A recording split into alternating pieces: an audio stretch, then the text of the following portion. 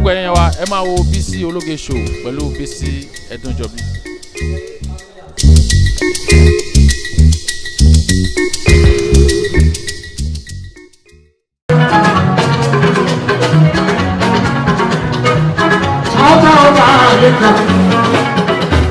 ọmọ kẹkẹ yìí ní yàrá nínú ọmọ bàbá yìí ní yàrá nínú ọmọ alábà.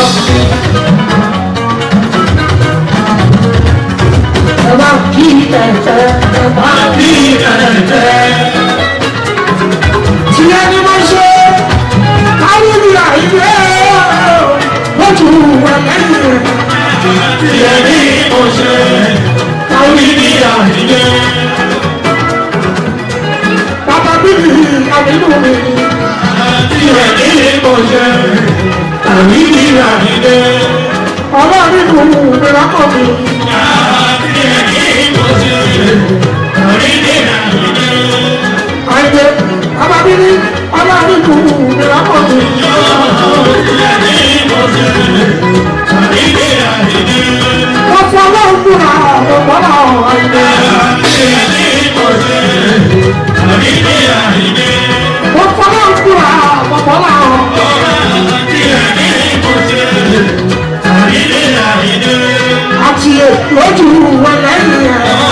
Àti ẹ̀mí mo ṣe àrídé àrídé.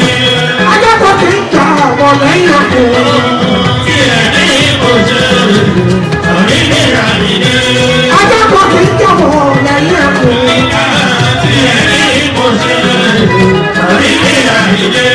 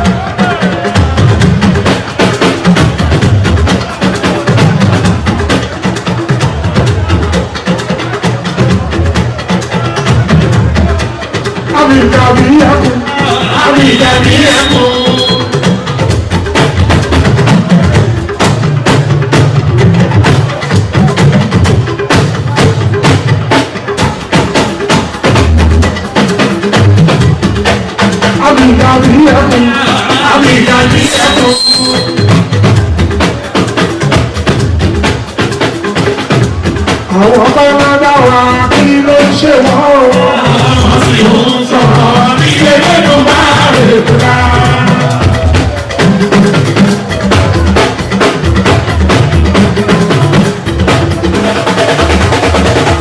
Àwọn akẹ́kọ̀ọ́ náà kí ló wá ń ṣe wọ́n. Wọ́n sì ń sọ̀rọ̀ bí ẹlẹ́nu bá rè kúrá. Nítorí bá ti dá kò ṣe farawé o. Wọ́n sì ń sọ̀rọ̀ bí ẹlẹ́nu bá rè kúrá. Nítorí bá ti dá kò ṣe farawé o. Wọ́n sì ń sọ̀rọ̀ bí ẹlẹ́nu bá rè kúrá. Àbídàbí ẹ̀kọ́ òwò gbọ́. Ìwà yẹn ló dùn.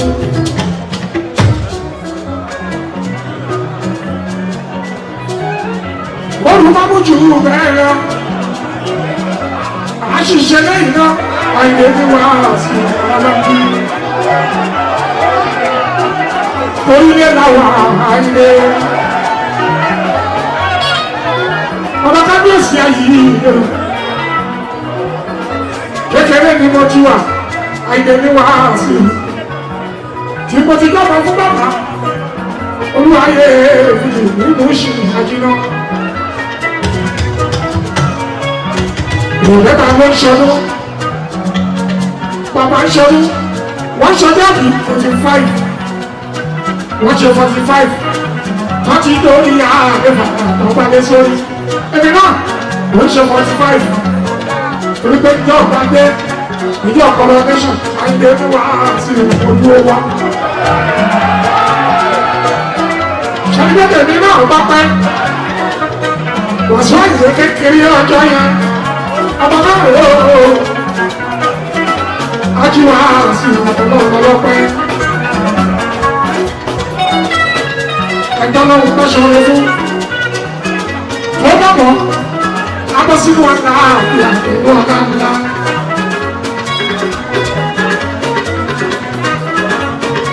Ọlọ́wọ́ ọba ṣe fún ìlàjọ́ ọba àjọ́ tàwa sí àánú ẹlẹ́dùnmá rẹ̀ lórí gbogbo oṣù. Gbogbo ọmọ ṣe pátápátá, àtẹ̀yìntẹ̀ tẹ́lẹ̀, àtàwọn tó bẹ̀rẹ̀ lájò, ọ̀la ńláńlá, owó rẹpẹtẹ, àlàáfíà, àṣìkì tó bẹ̀rẹ̀, ìgbéga ńlá, ọlọ́pọ̀ ọ̀rọ̀ fún gbogbo wa, ẹ̀yìn tí ìlú ẹ̀kọ́, pépé ìgbé sódò, ìmọ̀ àwọn àtàjọ. Amani fi jọ́pọ̀ àìlè ní wàhálà sí ìgbọ́mọ̀ ọmọ ṣe pátápátá. Ayé ọmọ tó sí gbogbo sí o. Ọmọ sí gbogbo sí o.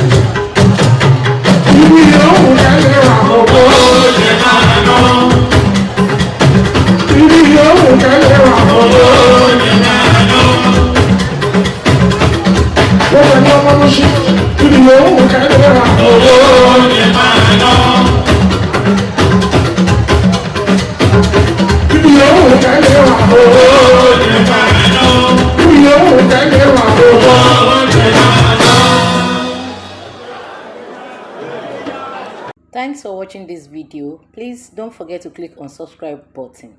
Kindly comment and share. We drop new videos daily. Thank you. God bless you.